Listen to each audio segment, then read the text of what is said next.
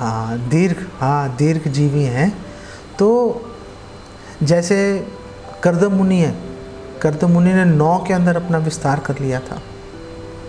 तो ऐसा नहीं है जो भगवान के पार्षद हैं, जो सिद्ध जो व्यक्ति हैं, कि वो एक बार में एक ही देह में रहेंगे।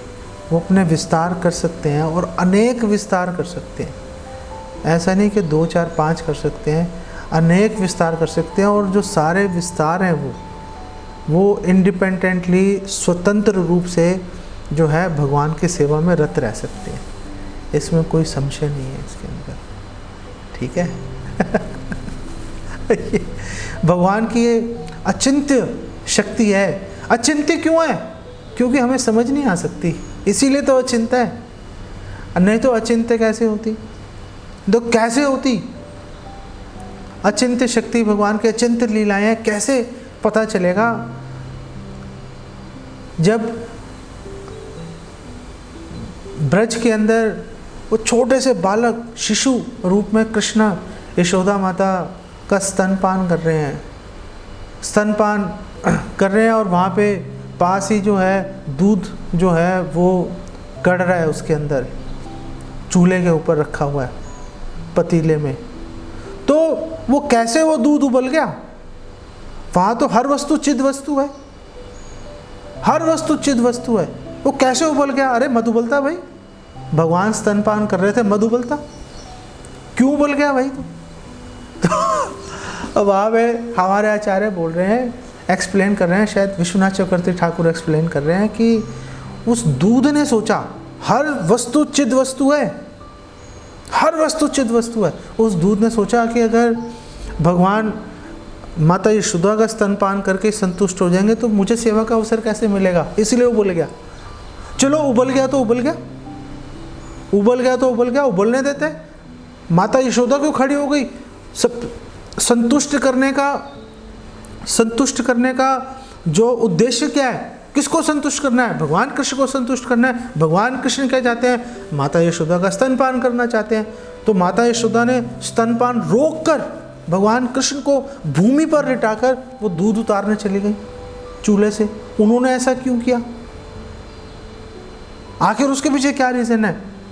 क्योंकि वो जो दूध है वो माता यशोदा के लिए नहीं है, भगवान कृष्ण की सेवा के लिए है। खराब नहीं हो सकता, वो उसको बचाना है, क्योंकि वो भगवान की सेवा में नियोजित हो।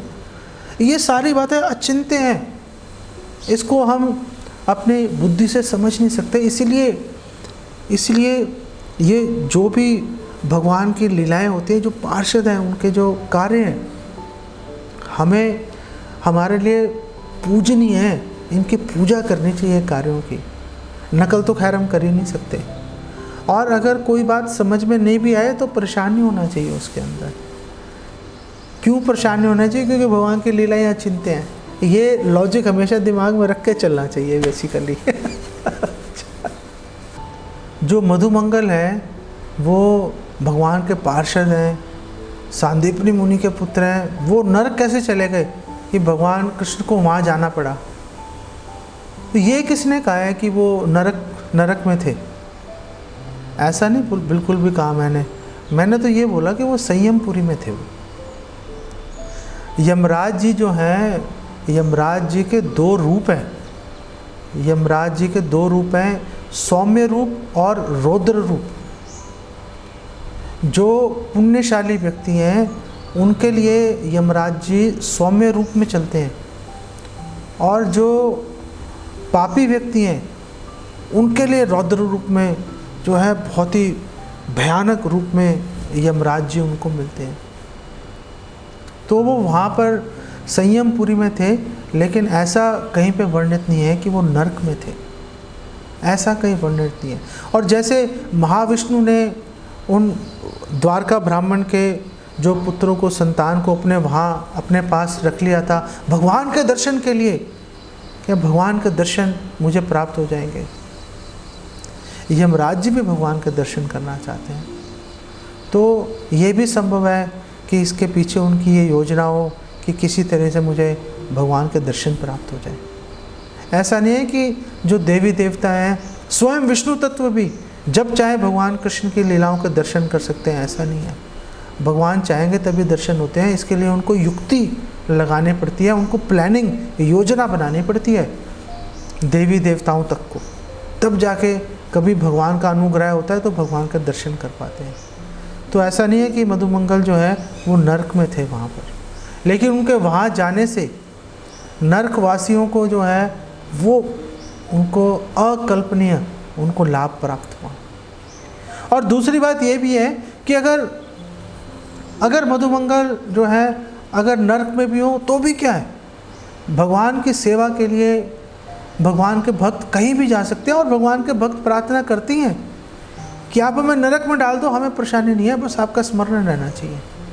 उनको नरक जाने से कोई परेशानी नहीं होती जो भगवान के शुद्ध भक्त हैं। युधिष्ठिर महाराज भी तो गए थे नरक का दर्शन करने के लिए, तो उससे नरक वासियों को लाभ प्राप्त हुआ, उनको दया, उनको कृपा प्राप्त हुई। युधिष्ठिर महाराज का कुछ नहीं बिगड़ा उससे। भगवान कई बार अपने पार्षदों को भेजते हैं कि जाओ, जाकर वो दुख पा रहे हैं लोग, उन पर दया कराओ, तो उसके चलते भी कई बार भगवान भेज भी देते हैं। इसमें कोई संशय नहीं है। भगवान ने भेजा ही प्रभुपाद को अमेरिका, जो कि उग्र स्थान है। प्रभुपाद बोल रहे हैं उग्र स्थान है, इतनी काम वासना चारों तरफ फैली हुई है कि मुझसे सही नहीं जा रही, लेकिन भगवान की सेवा के लिए प्रभुपाद चले ही गए वहाँ पर। तो भगवान के भक्त भगवान की सेवा के लिए कहीं भी जा सकते हैं, ये भी ध्यान रखना चाहिए हमें। ओके, नहीं वो तो वापस कष्टदायक हो गया, नहीं तो हम डरेंगे कैसे, वो तो वापस कष्टदायक है। तो फिर वो तो खाली हो गया था, तो खाली हो गया तो अब वहाँ पर क्या अब खाली है वो? नहीं, वो जैसे ही वो खाली हुआ भगवान वहाँ से गए, और उसके बाद अन्य पापियों ने, क्योंकि पापी व्यक्ति तो लगातार मर ही रहे हैं और वहाँ जा ही रहे हैं, वापस से भर गया, वो भरा पूरा है, हरा भरा।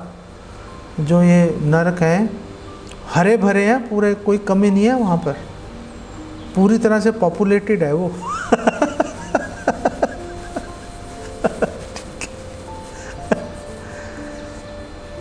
भगवान के धाम जाने वाला प्लेन खाली जाता है, लेकिन नरक जाने वाले विमान तो उसमें तो ओवर बुकिंग चल रही है। उसमें तो 100 की सीट है तो 500 चढ़ के जा रहे हैं उसमें, इस विशेष कोरोना काल में तो विशेष रूप से। अभी WHO का मैं पढ़ रहा था स्टेटमेंट, उसमें बता रहे हैं कि जो लोग बता रहे हैं कि 35 लाख लोग मर गए पूरे संसार में अभी तक, तो कह रहे हैं नहीं 35 लाख नहीं है, 1 करोड़ से ऊपर मर चुके हैं। तो जो भगवान से विमुख लोग हैं मरेंगे तो कहाँ जाएंगे वो, कहाँ जाएंगे वो? और बेचारे जाकर असहाय रूप से वहाँ पे जाके कष्ट पाएंगे, वो दुख पाएंगे। क्या कर सकते हो? कैसे बचाएं उनको? उनको बचा सकते हैं हम हरि नाम कीर्तन के द्वारा। हॉस्पिटल खोल के नहीं उनको बचा सकते हम। ये जो बद्ध जीव है उनको बचाने का तरीका है कि भगवान को संतुष्ट करने के लिए हरि नाम किया जाए, तो बचेंगे ये लोग, नहीं तो कैसे बचेंगे? और अगर हम, अभी मैं पीछे एक फ़ोटो देख रहा था कि नरसिंह चतुर्दशी आने वाली है, तो आपके परिवार की रक्षा के लिए नरसिंह चतुर्दशी के दिन जो है नरसिंह यज्ञ करेंगे हम। अरे आप भगवान नरसिंह देव की पूजा, उनका यज्ञ आप अपने परिवार की रक्षा के लिए कैसे कर सकते हो? भगवान नरसिंह देव का यज्ञ, उनकी पूजा तो केवल उनको संतुष्ट करने के लिए की जा सकती है, आपके मेरे परिवार की रक्षा के लिए नहीं की जा सकती। केवल जो भक्त हैं उनकी रक्षा के लिए समझ में आती है बात। भक्तों की रक्षा के लिए भगवान को गुहार लगाई जा सकती है। क्यों? क्योंकि एक भक्त जो है वो भगवान की सेवा करेगा। लेकिन भोगी व्यक्तियों के लिए, उनकी रक्षा के लिए हम नरसिंह यज्ञ करते हैं, वो अच्छा आइडिया नहीं है। वो श्रील प्रभुपाद बता रहे हैं अपने एक लेक्चर में कि अगर हमने बीमारी को शांत करने के लिए अगर हमने संकीर्तन यज्ञ किया तो वो नाम अपराध है। हमें याद रखना चाहिए इस बात को, बहुत ही सावधानी पूर्वक व्यवहार करना चाहिए। ठीक है, गंभीर विषय है।